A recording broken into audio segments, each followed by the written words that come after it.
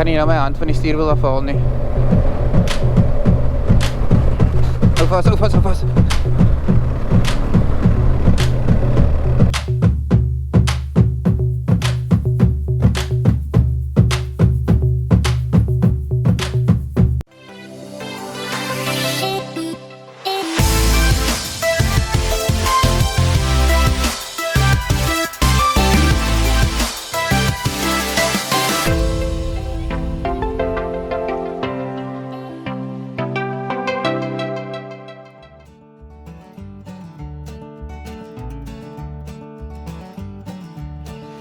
Good morning everyone, welcome back. It's another episode and it's episode number 3. This episode we are going east. Currently we are on a wine farm just outside of Somerset West, and for those of you who don't know, Somerset West is about 45 kilometers from Cape Town. We are expecting rain, so we will be gearing up all our rain gear, which is going to be fun. This trip is a 2-day trip. We will be staying over in Cape Agulhas because it's about 280 kilometers to there. It's a lot of distance to cover and a lot of things to see. We are about to get going. We just need all our helmets and stuff, and then we're gonna get on the bike. Part 1 of our journey will take us along some beautiful roads, through a few mountain passes, and see us experience some of the local roadside farm stalls. The weather forecast was looking like an absolute nightmare. Not as you might think due to rain, but rather due to heavy fog. Nevertheless, we came prepared for the worst, and after gearing up with a bit of reinforcement from some duct tape, we were slightly more waterproof and ready to go.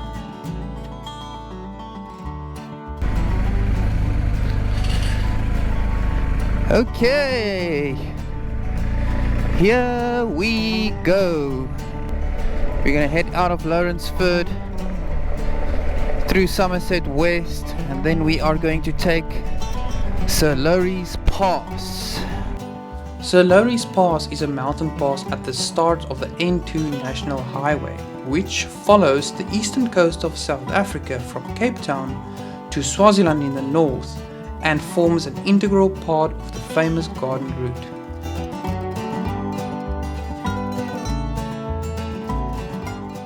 It forms part of one of only 3 main entry and exit points to Cape Town, and is often considered an accident black spot, as you can see here.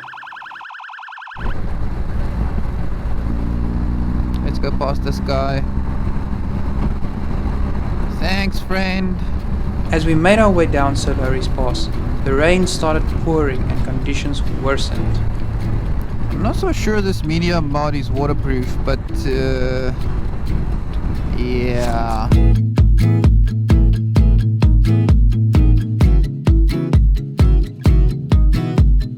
Welcome to Peregrine Farm Stall. Established in the 60s, Peregrine has been serving generations of travelers seeking honest homemade fare and warm country hospitality, and is situated in the beautiful and fertile Elgin Valley.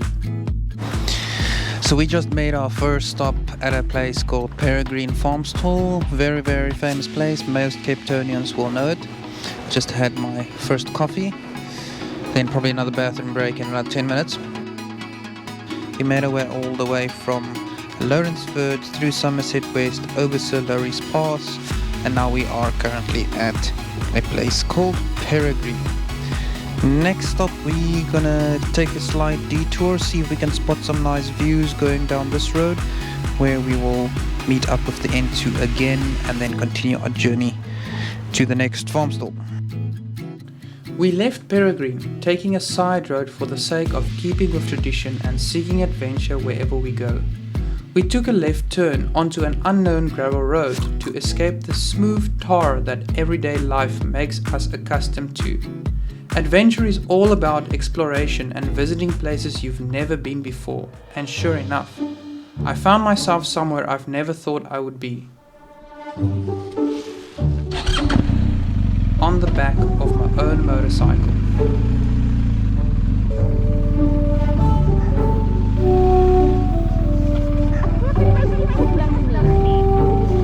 Right.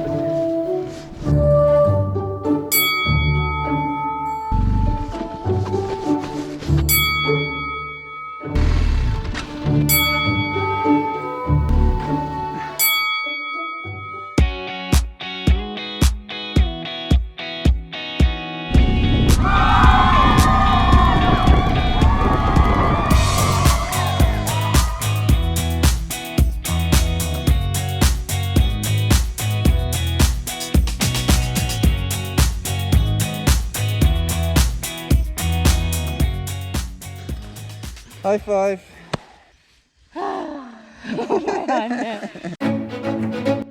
After that nerve-wracking yet rewarding experience, we came to the end of the gravel road where we rejoined other travelers and continued our journey east.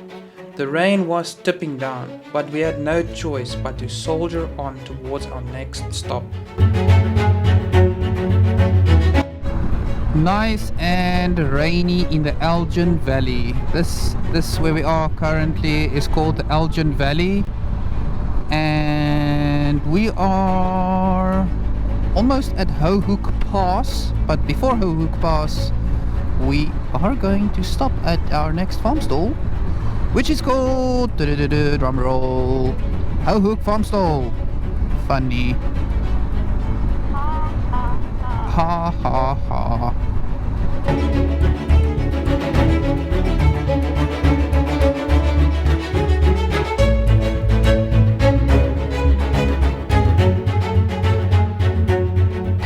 Welcome to Hohook Farm Stall.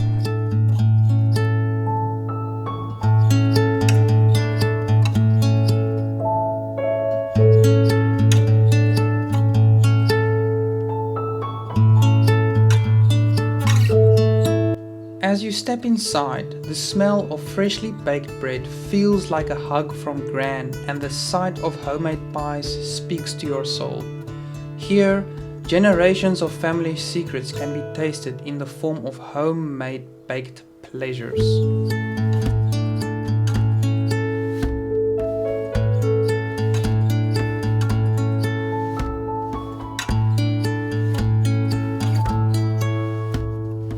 We made our way through Hohook Pass that geographically lies between the towns of Grabo and Potrefi.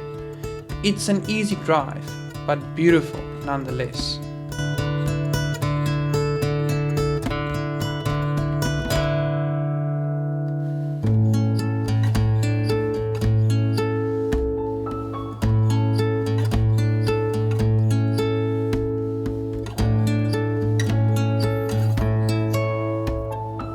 We approached the last farm stall of the journey, relieved to escape the relentless weather. Dassiesfontein is a fully licensed restaurant and traditional farmers' fare situated in the heart of the Overberg. Dassiesfontein's humble beginnings started in the early 90s, where homemade goods were sold from two wagons parked next to the N2 highway. In 1995, the building was erected, and a year later, the restaurant was added to provide travelers with nourishment on their journey.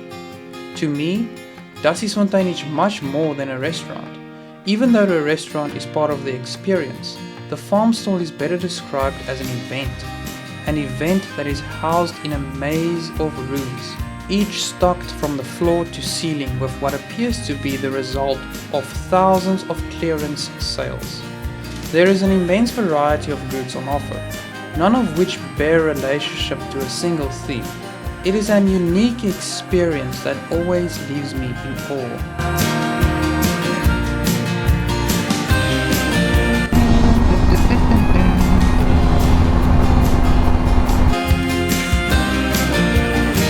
We then continued our journey east, enjoying the beautiful canola fields along the way.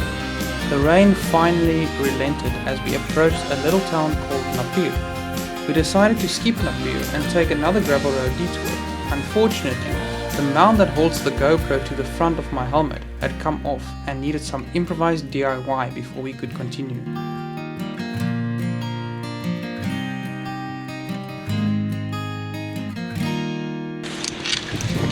Oh, this came off during our ride to Napier. Had to fix. All good now.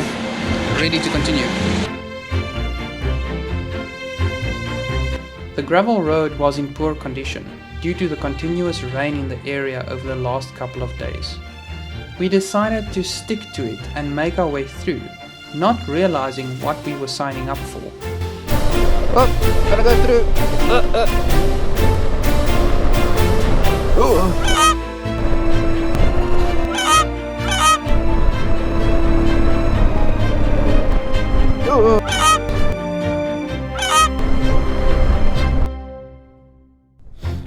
That was holy. Look at this.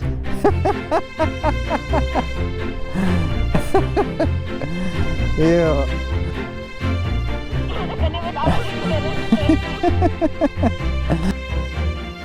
Hopefully no more of that. And yeah. Ready? Okay, so far so good. 8.5 k's remaining. No muddy surfaces yet.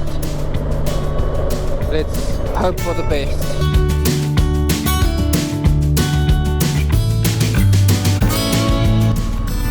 We are going to El Agalis.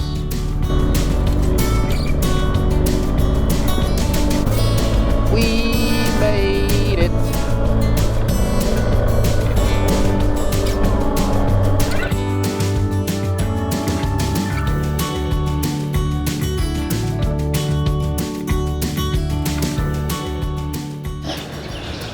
Okay, we've arrived in Cape Agalis. We've checked into our accommodation for the night.